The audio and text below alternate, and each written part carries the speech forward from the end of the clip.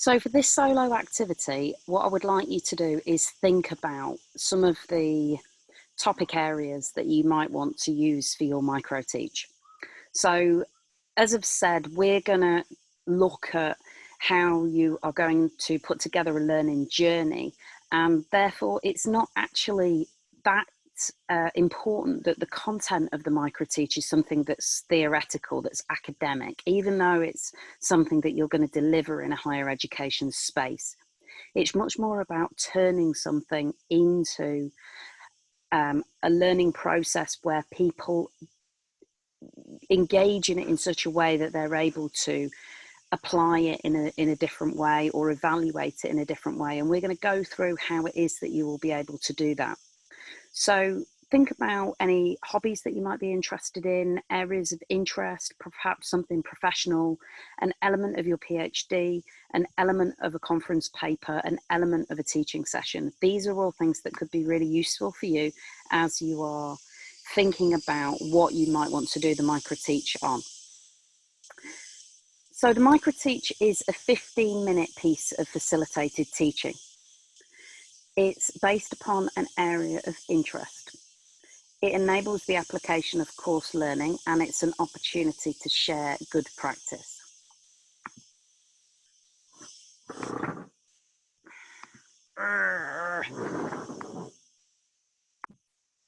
So the thing that makes this different from other types of presentations or facilitated learning in higher education is that you're thinking about what the learning outcomes are. So these learning outcomes, it's important that they're restricted in number, that they're focused, that they're expressed in clear language, and that they're measurable. And when we talk about learning outcomes, we're talking about something that we want the people who we're teaching to have achieved by the end of it. So what is it that you want them to walk away with? This relates directly to Bloom's taxonomy in that if you want people, you need to, when you're setting learning objectives, pitch them at different levels so that different levels of students are able to receive the mark that they deserve. So you want something that first of all starts at a remember and understand level. And when we're thinking about this, it's really, okay, to understand how to, or to remember a particular formula. But you also want something at a higher level as well. So you want to support people to be able to apply a new concept or a new idea or a new piece of information. You want people to be able to analyze something or to be able to evaluate or create something. And just to give you some examples of how that might work as a learning outcome, it might be that you say to understand how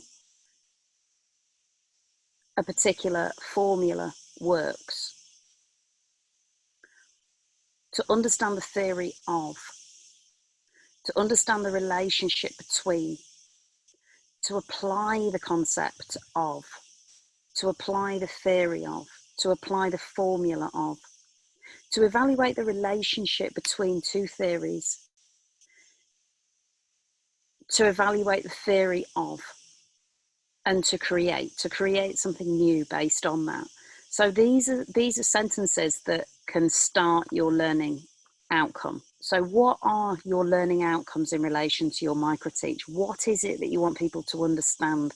What is it that you want them to analyse? And I would recommend starting with a learning outcome that asks for people to understand something, and then choosing either to apply or evaluate or create as your second learning outcome. So to take one from each. Here are some microteach examples. So to understand the different ways music can be informally recorded. To apply this understanding to create and record a piece of music. To understand the term Internet of Things, and to evaluate the potential for this within the home. So you're evaluating it and you're understanding what the needs are of the home, and you're understanding the Internet of Things, and you're thinking then about how to apply that understanding. So there's a bit of evaluate and there's a bit of apply there.